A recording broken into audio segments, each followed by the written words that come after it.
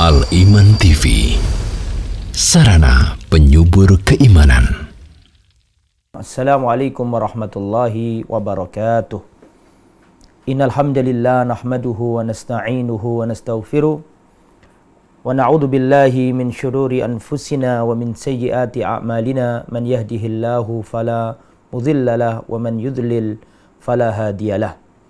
Wa asyhadu an la ilaha illallah wahdahu la syarikalah wa asyhadu anna Muhammadan abduhu wa rasuluh la nabiyya wa la rasula ba'dah. Allahumma salli wa sallim wa barik ala nabiyyina wa habibina Muhammadin wa ala alihi wa sahbihi wa man sara ala nahjihi ila yaumiddin, amma ba'd. Ikhwatal iman, para pemirsa Al-Iman TV dan kaum muslimin yang dirahmati oleh Allah Subhanahu wa taala. Alhamdulillah, kita lanjutkan kajian kitab Syama'ilun Nabi sallallahu alaihi wasallam karya Al-Imam At-Tirmidzi, dan insyaallah pada kesempatan yang baik ini kita akan mempelajari tentang semir rambut dan celak Rasulullah sallallahu alaihi wasallam. Kita bahas yang pertama dulu, bab maja'a fi khidabi Rasulillah sallallahu alaihi wasallam. Bab tentang celak Rasulullah sallallahu alaihi wasallam. Al-Imam At-Tirmidzi mencantumkan bab semir Rasulullah ini untuk membahas apakah Rasulullah dulu itu menyemir rambutnya apa tidak. Karena memang di sini ada perselisihan di antara para ulama. Apakah dahulu Rasulullah SAW menyemir rambut beliau apa tidak? Ini terjadi khilaf pendapat. Nah, sebelumnya kita harus tahu apa sih makna menyemir rambut. Semir ya, al-khidab. Semir rambut itu maksudnya adalah taghyiru bayadhi syaibi bil hinna'i awil katam au bi al-hinna'i faqat. Yang dimaksud dengan semir adalah sebuah upaya untuk mengubah warna putihnya uban menjadi selain putih ya, dengan dengan hina atau daun pacar ya, dengan daun katam dan daun pacar. Bil hina'i wal katam ya, dengan daun katam dan daun pacar. Jadi itu ya. Nah, cuma nanti ada yang menyemir dengan warna hitam, itu nanti ada penjelasannya. Rasulullah melarang menyemir rambut dengan warna hitam. Lah, sekarang Rasulullah secara pribadi apakah pernah menyemir rambutnya apa tidak? Kalau Rasulullah memerintahkan sahabat, iya, ada dalil qaulinya ada. Tapi apakah Rasulullah secara pribadi pernah menyemir rambutnya apa tidak? Karena kemarin pada pembahasan bab rambut Rasulullah, kita sudah menjelaskan bahwa rambutnya Rasulullah itu sedikit sekali ubannya. Ya, rambut dan jenggotnya Nabi itu sedikit sekali ubannya. Bahkan dalam riwayat Rasulullah wafat, uban beliau cuma 20 helai saja. Nah, sehingga di sini ada perbedaan. Apakah Rasulullah pernah menyemir rambutnya ataukah Rasulullah tidak pernah? Nah, ini ada ikhtilaf di antara para ulama. Kita baca terlebih dahulu. Waqad ikhtalafa as-sahaba fi khidabihi sallallahu alaihi wasallam. Para sahabat sendiri berselisih pendapat ya tentang Rasulullah menyemir rambutnya apa tidak. Al-Imam Ibnu Qayyim atau Al-Imam Ibnul Qayyim menjelaskan dalam permasalahan ini ya dalam kitabnya Zadul Ma'ad. Beliau mengatakan, faqala Anas bin Malik berkata, lam yakhdhibin Nabi sallallahu alaihi wasallam. Nabi tidak pernah menyemir rambut. Ini pendapatnya Anas bin Malik. Dan kita tahu Anas bin Malik adalah khadimir Rasul sallallahu alaihi wasallam. Anas bin Malik adalah pada waktu itu bocah kecil yang menjadi pelayannya Nabi. Kemana-mana selalu menyertai Nabi. Ya, meneladani dan membantu apa yang dibutuhkan Nabi. Sehingga Anas bin Malik ini tahu persis tentang seluk-beluk Rasulullah. Lah, menurut Anas bin Malik, lam yakhdhibin Nabi sallallahu alaihi wasallam. Nabi tidak pernah menyemir rambut. Menyemir rambut. Ya, Anas bin Malik mengatakan bahwa Nabi tidak pernah menyemir rambutnya yang mulia. Wa qala Abu Hurairah, adapun menurut Abu Hurairah, khadhaban Nabi menyemir rambut. Sehingga ada banyak perselisihan atau ada perselisihan di antara kalangan sahabat. Ada yang satu menduga Rasulullah tidak pernah menyemir rambut, yang lain mengatakan Rasulullah menyemir rambut. Wa qalat ta'ifatun, dan sebagian lain mengatakan kana Rasulullah mimma yuksiru minat tib wa qad ihmarra sya'ruhu.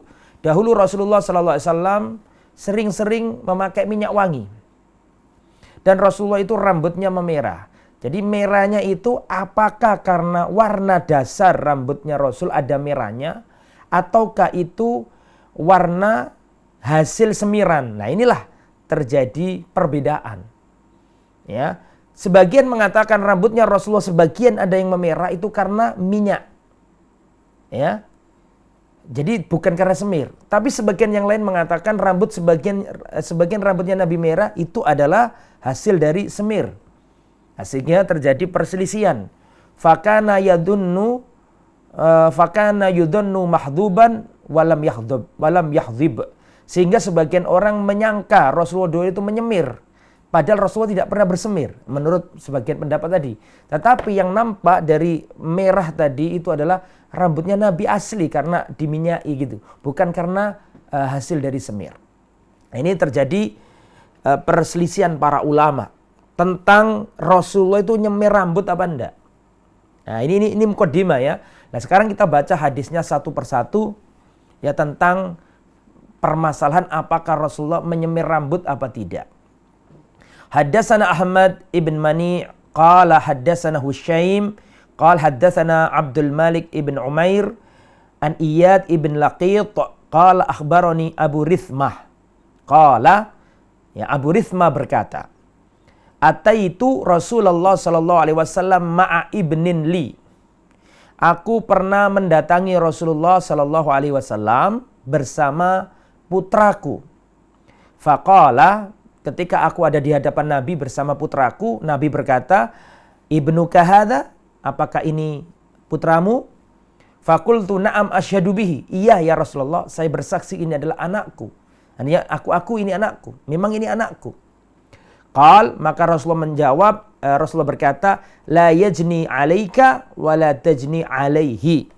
Engkau ya tidak, saya bacakan di sini, engkau tidak disiksa karena anakmu, mohon maaf saya ulangi, la yajni 'alaika wa la tajni 'alaihi. Anakmu tidak disiksa karena perbuatanmu dan kamu tidak disiksa karena perbuatan anakmu. Qala wa ra'aitu syaiba ahmar.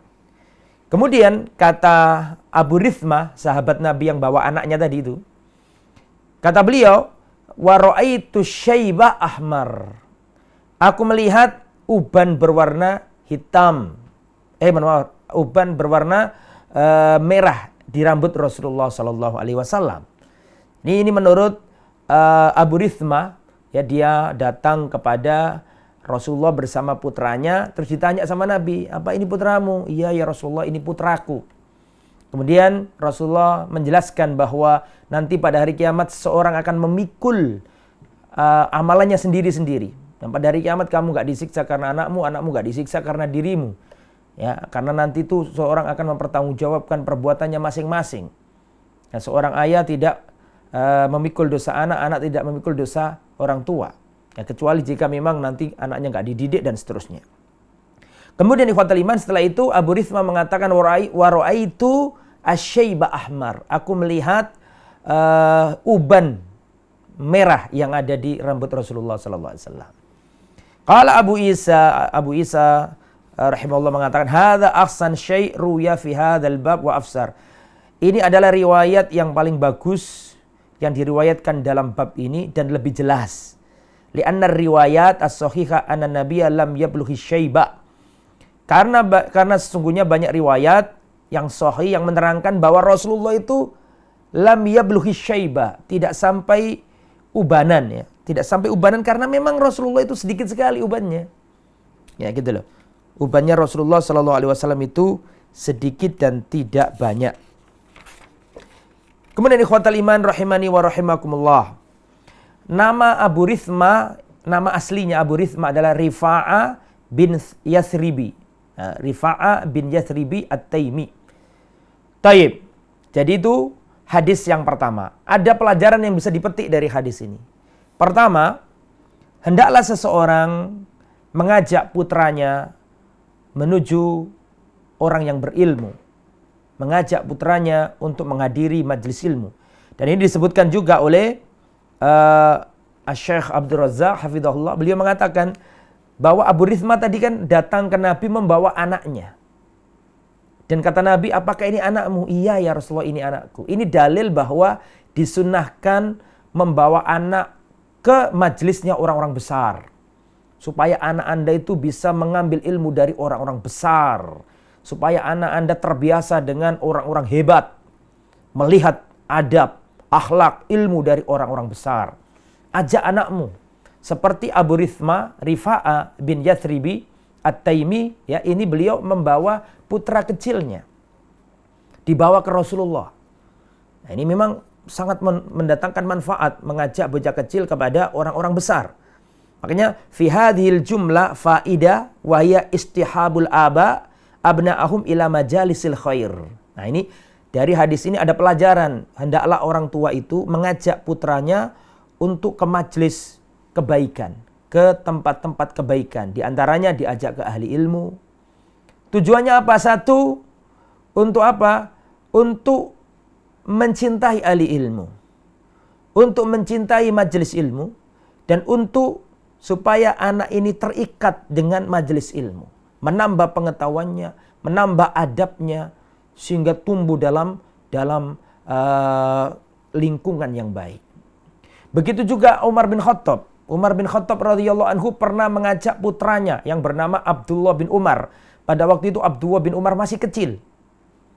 Diajak oleh Umar bin Khattab datang ke majelisnya Rasul. Di situ ada Rasulullah, ada Abu Bakar, ada Umar, ada sahabat-sahabat senior yang lainnya. Umar bawa anaknya yang kecil. Namanya Abdullah bin Umar. Rasulullah mengatakan, wahai sahabat-sahabatku, sesungguhnya ada pohon yang keberkahan pohon itu seperti keberkahan seorang mukmin. Tahukah kalian apa pohon itu? Maka para sahabat menjawab, pohon ini, pohon itu, pohon ini, pohon itu, pohon ini, pohon itu. Macam-macam. Jawabannya macam-macam. Gak ada yang benar. Lah Abdullah bin Umar, bocah kecil yang hadir pada waktu itu, tahu jawabannya. Bahwa jawabannya adalah pohon kurma. Tapi karena orang-orang besar, para sahabat senior semuanya pada jawab, malu, sungkan kalau mau ngelancangi. Akhirnya Abdullah bin Umar diam, cuma di batin dalam hatinya jawabannya adalah kurma. Karena para sahabat gak ada yang bisa jawab dan salah, dan Abdullah bin Umar gak mau jawab karena masih kecil, malu, sungkan. Akhirnya Rasulullah mengatakan pohon yang keberkahannya seperti keberkahan seorang mukmin adalah pohon kurma. Tidak pernah menggugurkan daunnya, ya makanannya selalu buahnya bisa dinikmati sepanjang musim, tidak bau, tidak bosok kata orang Jawa, tidak busuk. Selalu bisa tuh, ya. Kurma itu musim panas, musim dingin. Jangankan kurma di Arab Saudi, kurma di Ampel sini Surabaya nggak pernah habis, ada terus. Bermanfaat sepanjang masa. Nggak ada basi, nggak ada. Nah itu kan. Lah, setelah pulang, si Abdullah bin Umar mengatakan kepada bapaknya, wahai bapakku Umar bin Khattab, sebenarnya tadi Rasulullah ketika bertanya, aku tahu jawabannya. Tapi aku mau jawab, aku sungkan karena ada orang-orang besar di situ. Kata Umar bin Khattab, seandainya kamu tadi nak menjawabnya, maka aku sangat gembira dengan hal itu. Nah itu menunjukkan bahwa dulu para sahabat ngajak anaknya pergi ke orang besar, ke majelisnya orang besar, menimba ilmu, mengaitkan hatinya anak dengan orang-orang besar supaya melihat adabnya Rasul, ilmunya Rasul. Nah begitu ya, dan kita harus meneladani para sahabat, ya. Itu pelajaran pertama, ikhwatal iman. Kemudian di sini juga ada pelajaran la yajni 'alaika wa la tajni 'alaihi. Maksudnya jika putramu melakukan kejahatan, ya kejahatan itu untuk dirinya. Dan jika kamu melakukan kejahatan, ya kejahatan untuk dirimu. Ya anakmu tidak dihukum karena kejahatanmu, kamu tidak dihukum karena kejahatan anakmu, itu maksudnya. Ya, seorang akan memikul dosanya masing-masing. Itu maksudnya. Itu makanya ada seorang nabi, putranya kafir, nggak mau beriman, di akhirat ya tidak memikul dosa karena sudah diajak ke dalam kebaikan, tapi anaknya yang nggak mau. Kemudian ini menunjukkan bagaimana Rasulullah itu menjadi pribadi yang ramah. Melihat sahabat yang bawa anaknya nggak dicuekin sama Nabi. Ketika Rasulullah melihat sahabat membawa putranya dalam majelis ilmu, maka Rasulullah mengatakan, apakah ini anakmu? Oh, anak eta iki. Kalau bahasa sekarang kan gitu. Kalau bahasa Surabaya ya gitu. Nah, putranya ya. Apa anakmu tadi? Ya gitu. Itu menunjukkan Rasulullah itu sangat perhatian sama sahabat. Nah, di sini menurut Abu Rithmah perawi ini, aku melihat asyaiba ahmar, aku melihat uban berwarna merah. Lah, uban warna-warna ini multitafsir. Apakah merahnya itu karena semir? Ataukah merahnya itu sebenarnya rambut biasa, rambut miliknya Nabi, tapi karena Nabi pakai minyak dan seterusnya sehingga tampak kemerah-merahan? Lah, itu khilaf para ulama. Nanti kita jelaskan. Nanti ada kesimpulannya di akhir. Kemudian kita beralih ke hadis berikutnya. Haddatsana Sufyan bin Waqi qal haddatsana Abi an Syariq an Utsman ibni Mauhib qal su'ila Abu Hurairah. Abu Hurairah pernah ditanya, hal khadaba Rasulullah sallallahu alaihi wasallam. Saya ulangi, hal khadaba Rasulullah sallallahu alaihi wasallam. Apakah dulu Rasulullah sallallahu alaihi wasallam menyemir rambutnya? Maka dijawab sama Abu Hurairah, "Na'am, ya." Abu Hurairah mengatakan bahwa Rasulullah menyemir rambut. Ya. Hadis ini ikhwatal iman, qala Abu Isa wa rawa Abu Awana hadzal hadis an Utsman bin Abdullah bin Mauhib qala an Ummi Salamah. Hadis ini diterangkan di sini, ya, hadis ini diriwayatkan oleh al-musannif yaitu al-Imam At-Tirmidzi. Nanti kita terangkan hadis lain yang secara secara zahir kelihatannya berbeda dengan hadis ini. Ada jalur lain dari jalurnya Ummu Salamah, ya saya bacakan di sini.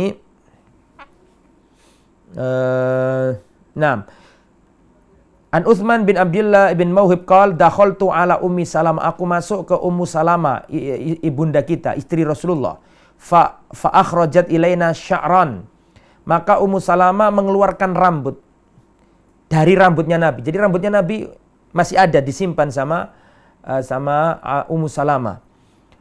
Min sya'rin Nabi sallallahu alaihi wasallam makhduban, dan pada waktu itu perawi melihat bahwa rambutnya Nabi itu ada semirnya gitu ya. Sehingga di sini menurut Abu Hurairah dan Ummu Salamah rambutnya Rasulullah sallallahu alaihi wasallam itu ada semirnya, atau Rasulullah bersemir rambut. Kemudian kita baca berikutnya. Haddatsana Ibrahim bin Harun qala anba'ana An-Nadhr bin Zura'ah an Abi Janab an Iyad bin Laqit anil Jahdama imraati Bashir ibni Khassasiyah qalat, dari seorang wanita namanya istrinya Bashir bin Khassasiyah, beliau berkata, ana ra'aitu Rasulullah yahruju min baitihi yanfudhu ra'sahu. Aku pernah melihat Rasulullah sallallahu alaihi wasallam keluar dari rumahnya dan mengipaskan rambutnya. Waqad ihtasala, dan Rasulullah habis mandi. Fi ra'sihi rad'un min hinna aw qala radghun syakka fi hadza asy-syaikh.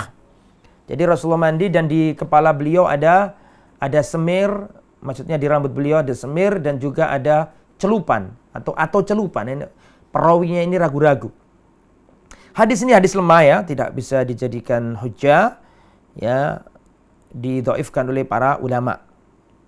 Ya, jadi hadis ini lemah ya, disebutkan di sini al hadis fihi Nadhr bin Zura'ah wa huwa musturun kama qala al-Hafidz fi at-Taqrib, ya, wa fi aidan Abu Janab wa huwa Yahya bin Abi Hiya al-Kalbi dha'afuhu likathrati tadlisihi. Perawinya yang bernama Yahya bin Abi Hayya al-Kalbi didhaifkan oleh para ulama. Sehingga kita tinggalkan hadis tadi.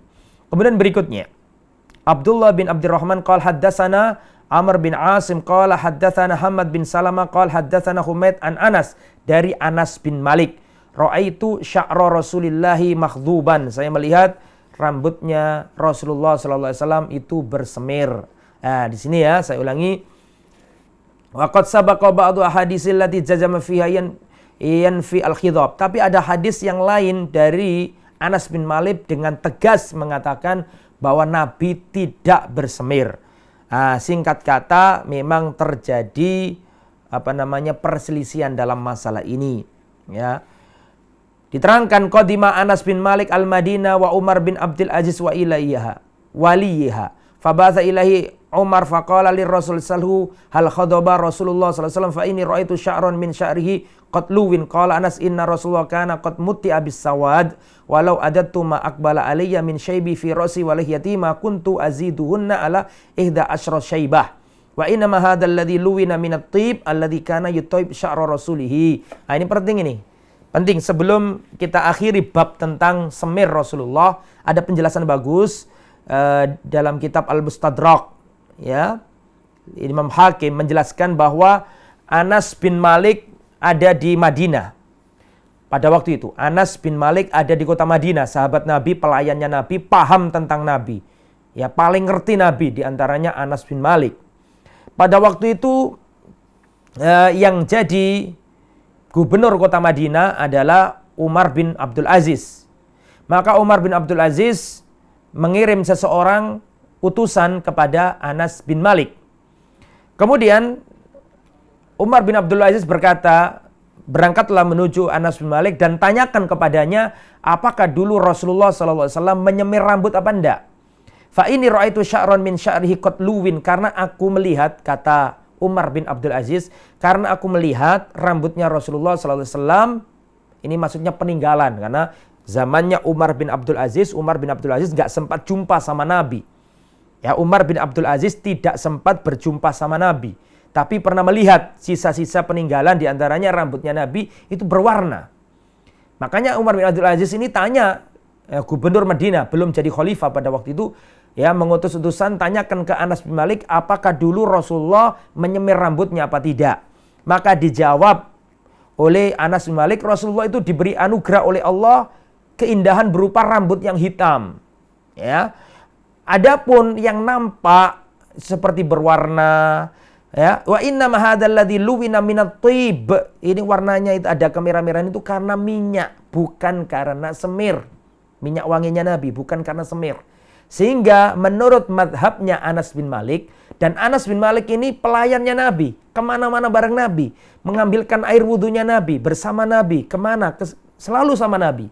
Sehingga Anas bin Malik ini tahu betul siapa Rasulullah, bagaimana tidurnya Nabi, bagaimana perawakannya Nabi, bagaimana sifat luhurnya Nabi. Ya, Anas bin Malik paham betul masalah itu. Makanya Anas bin Malik mengatakan, adapun yang nampak, yang seperti kemerah-merahan dalam rambutnya Nabi, maka itu bukan semir, tapi itu minyak rambut yang dipakai Nabi. Gitu kata Anas bin Malik radhiyallahu anhu. Dan beliau mengatakan, adapun ubannya Nabi tidak lebih, menurut hadis yang riwayat ini adalah 11 helai uban saja. Dalam riwayat yang lain ubannya Nabi 14 saja. Dalam riwayat yang lain ketika Rasulullah wafat, ubannya Nabi cuma 20 helai saja. Sehingga Nabi tidak memerlukan untuk menyemir rambut. Gitu loh ya. Jadi ini ada perbedaan di antara para ulama. Walhasil ikhwatal iman, kesimpulannya, nah ini kesimpulannya, annal ahadis as-sahihah dalat ala anna nabiyya kanat lahu sya'arat yasira la tahtamil khidab. Telah datang hadis-hadis yang sahih yang menunjukkan bahwa Rasulullah SAW memiliki beberapa rambut yang sudah putih. Ya, sudah putih, la tahtamil khidab, yang Rasulullah nggak pakai semir. Kama nukila an Anas, sebagaimana Anas menjelaskan itu. Anas sudah menjelaskan ubannya Nabi itu cuma beberapa helai saja, sehingga nggak memerlukan semir. Adapun yang nampak kemerahan, maka itu kata Anas bin Malik itu bukan semir, tapi minyak rambutnya Nabi, sehingga seakan-akan rambutnya beliau ada merah, padahal itu bukan semir, tapi warna minyak rambut. Ya, wadunna anna khidab, orang mengira itu adalah semir, padahal bukan semir. Ya, ini min athari duhun, itu adalah bekas-bekas minyak, ya, au min athari tib, atau bekas minyak wangi yang ada di rambutnya Rasulullah sallallahu alaihi wasallam. Itu ya.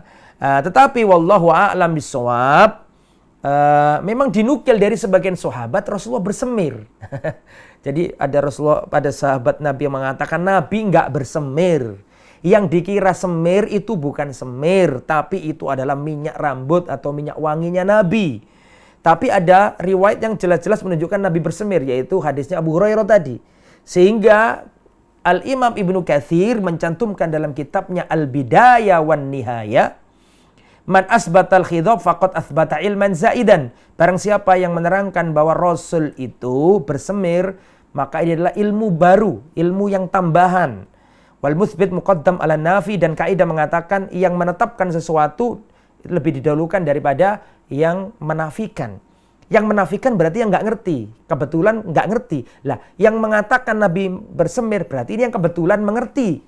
Sehingga bisa dikatakan al-mutsbit muqaddam ala nafi. Yang menetapkan sesuatu lebih didahulukan daripada yang meniadakan. Contoh,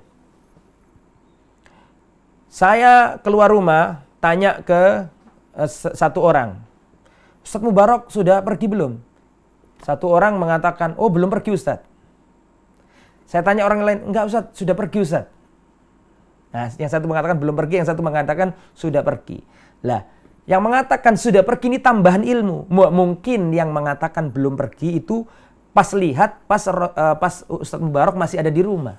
Lah, yang mengatakan Rasul sudah pergi, dia melihat bahwa Rasulullah sudah pergi. Sehingga yang menetapkan sesuatu itu lebih diutamakan. Jadi memang ini ada perselisihan di antara para ulama. Wallahu a'lam bishawab. Itu tentang masalah uban, ya, apakah bukan masalah uban ya, masalah semir rambut.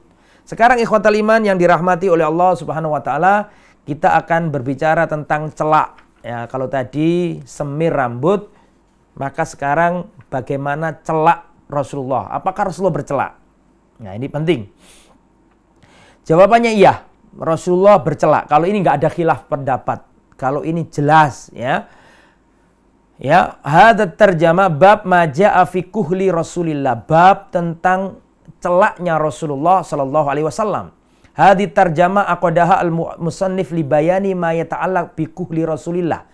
Ya, diterangkan bab ini, penulis kitab ini Al-Imam At-Tirmidzi membuat judul celak Rasulullah, ya, untuk menjelaskan tentang hal ini, yaitu celaknya Rasulullah. Wa annahu kana min hadis sallallahu alaihi wasallam. Celak ini termasuk petunjuk Nabi. Wa min sunanil qauliyah wal fi'liyah. Bercelak itu adalah sunnahnya Nabi, baik qauliyah maupun fi'liyah. Nabi berstatement dengan lisan beliau, tidak cukup lisan, Nabi sendiri mengerjakan. Sehingga masalah celaknya Nabi ini ada hadis secara qauliyah, ucapan Nabi bercelaklah, plus hadis fi'liyah, yaitu perbuatannya Nabi. Nabi pun melakukan atau bercelak. Celak itu apa sih? Yang dimaksud celak di zaman Nabi itu apa? Apakah celak sembarang celak? Nah, kita baca biar tahu. Wal kuhlu nau'un minal hajaril ma'ruf minhu ma huwa aswadul laun wa minhu ma huwa ma'il ilal humrah. Jadi celak adalah suatu jenis dari batu. Al-ma'ruf, batu yang ma'ruf di tanah Arab sana. Orang Arab paham. Jadi celak itu dari batu yang orang-orang tahu, ya. Minhum ma huwa aswadul laun, ada yang warnanya hitam, ada yang warnanya cenderung ke agak merah-merah. Dan ini namanya ismid, batu yang dipakai untuk bercelak itu namanya ismid. Wa huwa sari'ut tafattut. Ini setelah batu ini gampang hancur gitu loh. Jadi bubuk terus dipakai ditaruh di di mata Rasulullah sallallahu alaihi wasallam. Nah, kemudian ikhwatal iman, Al-Imam Ibnu Qayyim Al-Jauziyah rahimahullah mencantumkan manfaat dari bercelak. Ini sunnahnya Nabi yang hampir hilang. Jadi celak itu tidak hanya sunnah bagi perempuan, laki-laki juga. Rasulullah bercelak. Ya, tapi bercelak Rasulullah berjenggot, bukan kemudian jenggotnya dihabisi tapi bercelak. Nah, jadi kayak perempuan nanti ya. Jadi Rasulullah bercelak tapi Rasul jenggotnya lebat. Ya, perhatikan. Wa fi kitabih Zadul Ma'ad, dalam kitabnya Zadul Ma'ad Al-Imam Ibnu Qayyim Al-Jauziyah rahimahullah berkata, fil kuhli hifdun li sihhatil ain. Bercelak itu bisa menjaga kesehatan mata. Wa taqwiyatun linnuril basir wa jala'un laha. Dan bercela itu bisa menajamkan pandangan dan menjernihkan pandangan mata. Lebih terang gitu ya. Wa taltifun lil mada ar-radi'a wastikhrajun laha. Dan cela itu bisa meremukkan, melembutkan kotoran-kotoran yang ada di mata dan bisa mengeluarkannya. Ma'azina fi ba'di anwa'ihi, dan memang cela juga bisa dipakai untuk perhiasan atau penghias. Walahu ingdan naumi mazidu fadlin listimaliha alal kuhul. Perhatikan, dan memakai celak ketika tidur atau mau tidur itu semakin sempurna keutamaannya. Jadi makanya Rasulullah itu kalau mau tidur bercelak. Karena kalau tidur itu tidak ada gerakan mata, semakin bagus untuk mata maksudnya beliau. Nah, itu ismit itu memiliki hal itu, ya, terbuat dari ismit, ya, tidak semua celak yang dimaksud di sini. Jadi manfaatnya banyak celak itu. Ini sunnah Nabi, sunnah fi'liyah, dilakukan Nabi, dikerjakan Nabi, dan juga sunnah qauliyah, diucapkan Nabi. Nabi memerintahkan dengan lisannya dan Nabi pun melaksanakan dengan amal perbuatannya. Maka celak ini jelas bukan saja kekhususan wanita, tapi laki-laki pun bercelak. Tayyib, kita baca. Haddatsana Muhammad bin Humaid Ar-Razi qal haddatsana Abu Dawud At-Toyalisi an Abbad bin Mansur an Ikrimah an Ibni Abbasin radhiyallahu anhuma, dari Abdullah bin Abbas, semoga Allah meridhai beliau, anna Nabiya sallallahu alaihi wasallam qal, Rasulullah sallallahu alaihi wasallam bersabda, iktahilu bil ismid, bercelaklah dengan ismid, fa innahu yajlul basar, karena bercelak dengan ismid itu bisa menjernihkan pandangan, menajamkan pandangan. Wayan bitu sya'ra, dan bisa menumbuhkan rambut. Ini rambut apa namanya nih? Bahasa Jawa ini idep. Kalau bahasa Indonesianya bulu mata itu bisa tumbuh. Ya karena ismit ini, karena celak tersebut. Wa za'ama anna Nabiyya sallallahu alaihi wasallam kanat lahu mukhulatun yaktahilu minha kulla lailatin thalathatan fi hadhihi wa thalathatan fi hadhi. Dan Rasulullah sallallahu alaihi wasallam dahulu itu memiliki celak. Yang mana celaknya Rasulullah itu dipakai oleh Nabi kulla lailah, setiap malam. Jadi setiap malam Rasulullah mengoleskan celaknya itu, yang di mata sebelah kanan 3 kali dan mata sebelah kiri 3 kali olesan. Ini sunannya Nabi yang hampir hilang. Lah kalau kita yang ngaji begini yang nggak ngerjakan, terus yang siapa yang mengerjakan? Nah, ini harus ditumbuh-tumbuhkan, dihidup-hidupkan sunnahnya Rasulullah Sallallahu Alaihi Wasallam. Kita ingin pada hari kiamat bertemu sama Nabi, ingin berjumpa dengan Rasulullah di telaganya, maka marilah kita hidup-hidupkan peninggalan warisan Rasulullah Sallallahu Alaihi Wasallam. Di antaranya adalah celak ini, ya. Kemudian selanjutnya ikhwatal iman, yang dirahmati oleh Allah Subhanahu Wa Taala, sama dengan tadi, ya. Hadis yang sama ini saya bacakan. Kana Nabi sallallahu alaihi wasallam yaktakhilu qabla an yanam bil ismit thalathan min kulli ain. Dahulu Rasulullah sallallahu alaihi wasallam bercelak sebelum tidur dengan ismit, ya, pakai bahan ismit, yaitu thalathan fi kulli ain.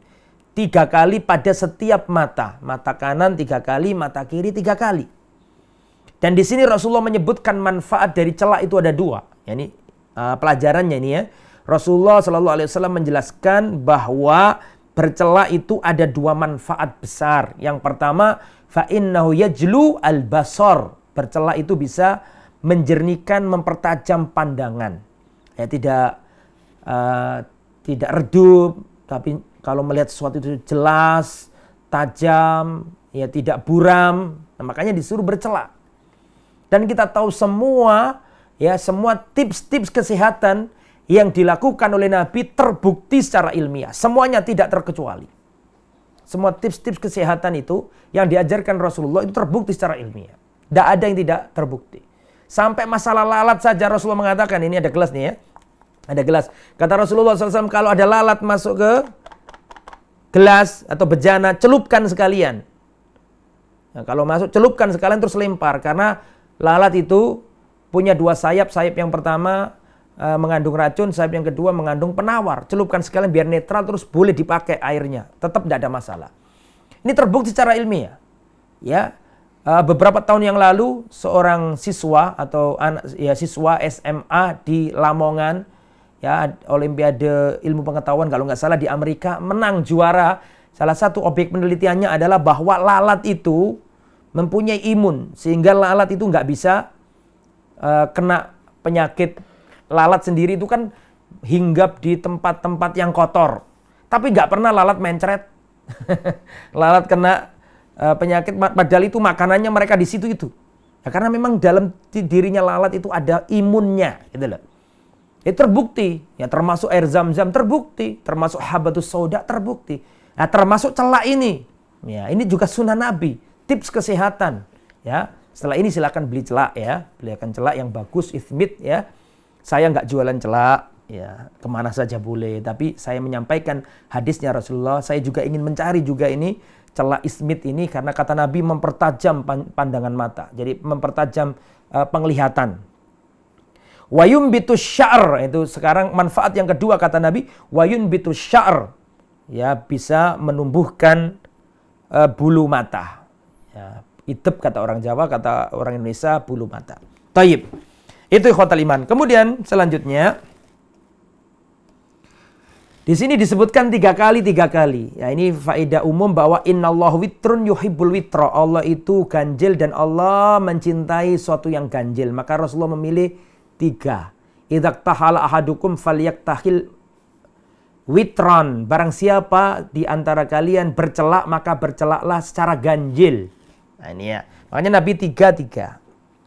Kemudian selanjutnya Haddatsana Ahmad bin Mani qala haddatsana Muhammad bin Yazid an Muhammad ibn Ishaq an Muhammad ibn al-Munkadir an Jabir huwa ibnu Abdullah qala Jabir bin Abdullah sahabat Nabi yang mulia berkata qala Rasulullah sallallahu alaihi wasallam, Rasulullah bersabda, perhatikan, alaikum bil ithmid indan naum fa innahu yajlul basara wa yunbitu sya'ra.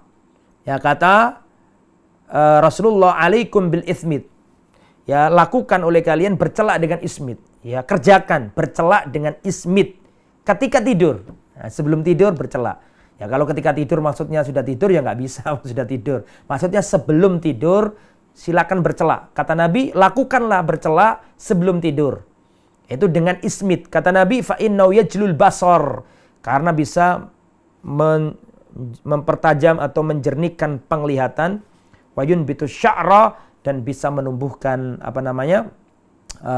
bulu mata. Ini tadi sudah kita baca, ya. Dan ada juga hadis yang lain yang mirip, ya, dengan tadi yang matanya dari Abdullah bin Abbas. Qala Rasulullah, perhatikan, inna khaira akhalikum al-ismid.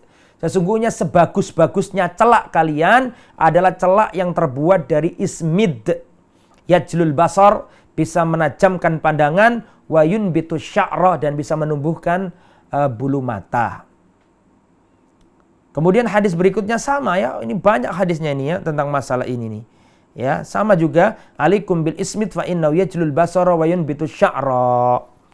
Banyak hadis tentang ini. Intinya kesimpulannya bahwa bercelak itu sunnah Nabi. Nggak ada silang pendapat para ulama. Ya, dan ini sunnah fi'liyah, sunnah qauliyah. Sunnah qauliyah karena Nabi berstatement, bercelaklah kalian dengan ismid. Tidak cukup berstatement, Nabi juga mengamalkannya. Bahkan Nabi setiap tidur, setiap malam menjelang tidur Rasulullah bercelak. Nah, itu, ya. Kemudian di sini ada faedah penting ini. Thabata fi ba'di dirasat at-tibbiyah al-hadits anna ba'd ma yuba' fil ithmid lam yaslam minal ghish. Nah, sekarang ini banyak ismid ini namanya orang nggak semua baik. Tidak semua pedagang itu ngerti agama. Ada yang ngerti agama tapi curang. Itu ada. Nah, banyak yang mencampur ismid dengan bahan-bahan lain. Ada yang dari bubuknya pensil. Ya, bubuknya pensil. Ada yang kayak gitu. Nah, sehingga setelah diteliti ini justru berbahaya. Ya, ini ada faedah. Artinya di sini Syekh Abdul Razak hafizahullah mengingatkan kita, kalau beli ismid beli yang asli, jangan beli yang campur-campuran gitu, ya. Dan itu insya Allah bermanfaat seperti yang disampaikan Rasulullah Sallallahu Alaihi Wasallam. Ikhwatal iman yang dirahmati oleh Allah, itu yang bisa kami sampaikan pada pertemuan yang ke-9. kitab Syama'il Muhammadiyah atau kitab Syama'ilun Nabi sallallahu alaihi wasallam, dan insyaallah pada pertemuan ke-10 akan kita jelaskan tentang bajunya Rasulullah, pakaiannya Rasulullah. Bagaimana Rasulullah kalau berpakaian? Ini cukup panjang ini ya. Kayaknya nggak mungkin satu pertemuan besok ini tentang pakaian. Pakaian Nabi itu bagaimana? Apakah Nabi isbal? Apakah Nabi tidak isbal? Apa warna kesukaannya Nabi? Bagaimana Rasulullah dalam berpakaian? Insya Allah besok atau pertemuan akan datang, berarti hari Rabu insya Allah, Rabu malam akan kita jelaskan tentang pakaian Rasulullah Sallallahu Alaihi Wasallam. Bagaimana Rasulullah dalam berpakaian? Warna apa yang disukai Nabi? Bagaimana sifat-sifat pakaian yang syar'i?